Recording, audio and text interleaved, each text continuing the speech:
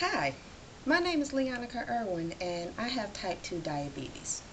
This is a disease that has consumed my life for the last 6 years and had a negative effect on my family.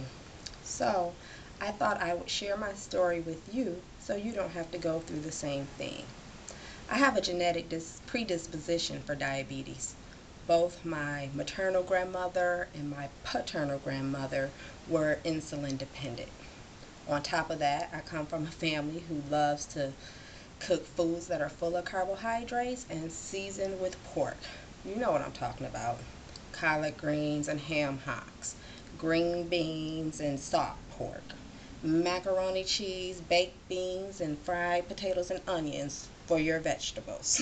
It wasn't good. So on top of that, I really wasn't active. I hated gym in school. I was always embarrassed because I was thin and skinny, and I felt like I looked good anyway, so why work out? Then I got pregnant, and during my first pregnancy, I was diagnosed with borderline gestational diabetes. There wasn't any treatment whatsoever with that. They just monitored my sugar levels. Then, during my second pregnancy, I was diagnosed with full-blown gestational diabetes, and that encompassed a lot. I had to take classes so that I could learn how to manage my diabetes, meet with a dietitian to get a meal plan. I had to take insulin shots 3 times a day. I had to check my blood sugars 5 times a day. It was a lot of work, but I was hopeful because during both pregnancies, the doctors told me that I go back to normal after I delivered my children and wouldn't have anything else to worry about. So that's what I did. But 9 months later, the symptoms of hypoglycemia kicked in. I had a thirst that couldn't be quenched. I was tired all the time. I had to use the bathroom every 5 minutes, it seemed. And then there was this little funny taste in my mouth that just wouldn't go away. And that was the key for me. At that point, I realized this hadn't gone away and I needed help.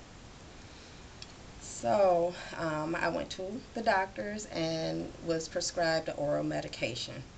I was advised to eat better and exercise more, but I have to admit, I haven't consistently done that. I haven't checked my blood sugars daily. I haven't taken my medications every day as prescribed. Definitely didn't change the foods that I ate, and I have increased my activity level, but still it was nothing consistent. So the last month or so, I realized that I was having symptoms of hypoglycemia again. And I went to the doctor, and she told me that if I don't make some extreme changes in my lifestyle, she's going to make some extreme changes to my medication regimen. Well, I'm not doing insulin injections again, so I decided I'm going to try a new method. I have to, first of all, take my medication as it's prescribed. I really don't like doing this because I hate the taste. It tastes horrible, and if I don't eat something before I take it, it makes me nauseous. Unbelievably nauseous. Trust me, I had to learn this the hard way. I also have to reduce the amount of foods that I eat with carbohydrates. Mostly starchy foods like bread, rice, pasta, but my favorite food, potatoes. I also have to measure the food that I eat to ensure that I'm eating the recommended serving sizes of food. No more eyeballing my plate, which is what I used to do. And even though I've lost 17 pounds in the last year, my doctor told me to lose 10 more in the next month. So naturally, in order to do that, I have to make some extreme changes in my activity level and in the types and amounts of food that I eat. But for the last 2 weeks, I've been doing that, and it's working well. My glucose levels are lowering. The thing about it is, though, I have to maintain these changes. Not just for a year, not just 2 years, but the rest of my life. My goal is to be able to stop taking these medications by the time I'm 40. I want to be able to manage my diabetes through diet and exercise. So that's my goal.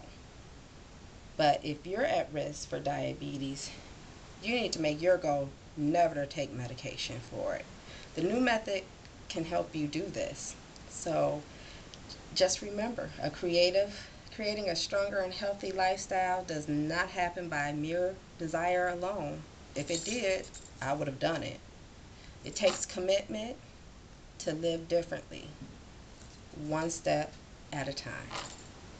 Thanks and good luck.